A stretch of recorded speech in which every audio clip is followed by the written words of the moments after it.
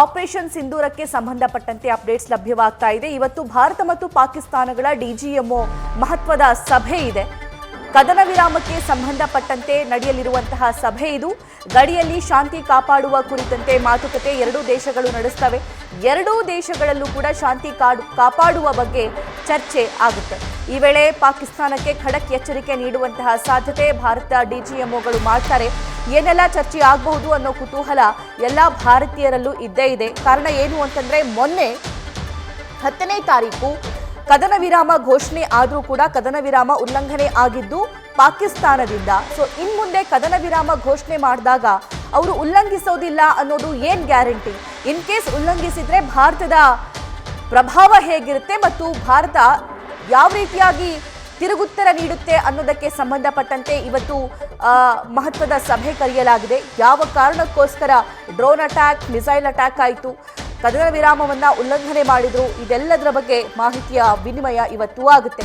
ಎಷ್ಟು ಸೀರಿಯಸ್ ಆಗಿ ಪಾಕಿಸ್ತಾನ ಈ ಕದನ ವಿರಾಮವನ್ನ ಅಕ್ಸೆಪ್ಟ್ ಮಾಡಿಕೊಳ್ಳುತ್ತೆ ಅನ್ನುವಂತಹ ವಿಷಯ ಇಲ್ಲಿ ಚರ್ಚೆಗೆ ಬರುತ್ತೆ. ಇನ್ ಕೇಸ್ ಪಾಕಿಸ್ತಾನ ಕದನ ವಿರಾಮ ಉಲ್ಲಂಘಿಸಿದ್ರೆ ಭಾರತದ ಪ್ರತ್ಯುತ್ತರ ತುಂಬಾ ತೀಕ್ಷ್ಣವಾಗಿರುತ್ತೆ ಅನ್ನುವಂತಹ ವಿಚಾರ ಕೂಡ ಆಗುತ್ತೆ. ಇಲ್ಲಿ ಅಜಿತ್ ದೋವಲ್ ಆದಿಯಾಗಿ, ರಾಜನಾಥ್ ಸಿಂಗ್ ಆದಿಯಾಗಿ, ಅಮಿತ್ ಶಾ ಆದಿಯಾಗಿ, ಜೈಶಂಕರ್ ಅವರ ಆದಿಯಾಗಿ 3 ಸೇನಾ ಮುಖ್ಯಸ್ಥರ ಜೊತೆ ಪ್ರಧಾನಿ ನರೇಂದ್ರ ಮೋದಿ ಅವರು ಮಹತ್ವದ ಸಭೆ ನಡೆಸಿದ್ದಾರೆ.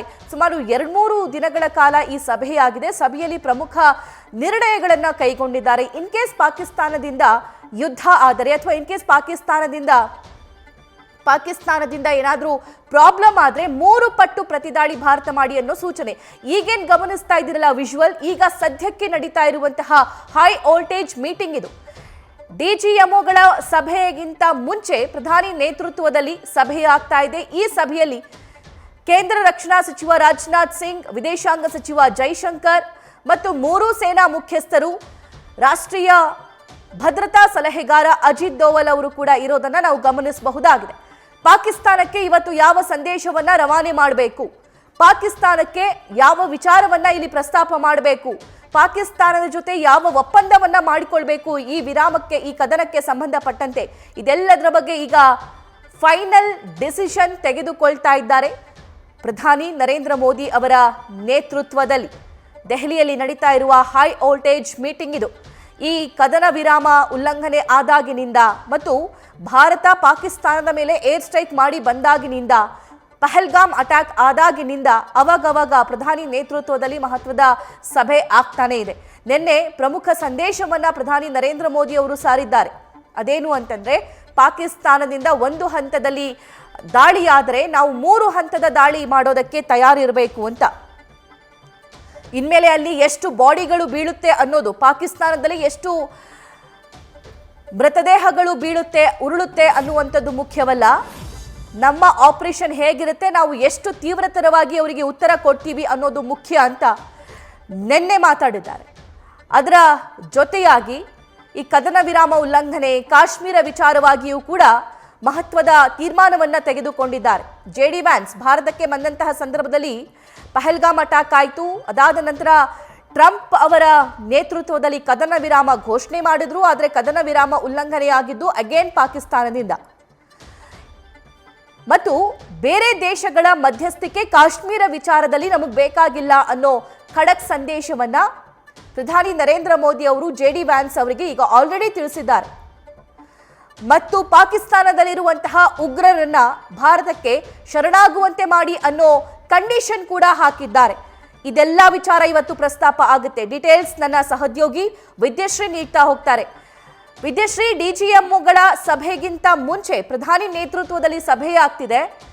ಅಂತಿಮವಾಗಿ ತೀರ್ಮಾನವನ್ನ ಕೈಗೊಳ್ಳುವಂತಹ ಸಭೆ ಇದು. ಇದರ ಬಗ್ಗೆ ಏನೆಲ್ಲ ಹೆಚ್ಚಿನ ಡೀಟೇಲ್ಸ್ ಲಭ್ಯವಾಗ್ತಿದೆ? ಸಾಕಷ್ಟು ಕುತೂಹಲ ಇದೆ ಸಭಾ. ಈ ಸಭೆಯಲ್ಲಿ ತೆಗೆದುಕೊಳ್ಳುವಂತಹ ನಿರ್ಧಾರಗಳು, ಕದನ ವಿರಾಮ, ಇಟ್ ಇಸ್ ಅನ್ ಅಂಡರ್ಸ್ಟ್ಯಾಂಡಿಂಗ್.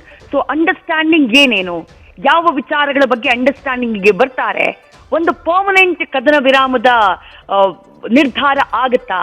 ಯಾಕಂದ್ರೆ ನಿನ್ನೆ ಲೆಫ್ಟಿನೆಂಟ್ ಜನರಲ್ ರಾಜೀವ್ ಘಾಯ್, ನಮ್ಮ ಡಿಜಿಎಂಒ ಅವರು ಮಾತನಾಡುವಂತಹ ಸಂದರ್ಭದಲ್ಲೇ ಹೇಳಿದ್ರು, it took couple of hours to violate ceasefire to Pakistan ಅಂತ ಹೇಳಿದ್ರು. ಅಂದ್ರೆ ಕದನ ವಿರಾಮದ ಘೋಷಣೆಯಾದ ಕೆಲವೇ ಗಂಟೆ, ವಿದಿನ್ 3 hours ಅವರು ಕದನ ವಿರಾಮವನ್ನ ಉಲ್ಲಂಘನೆ ಮಾಡಿದ್ದಾರೆ.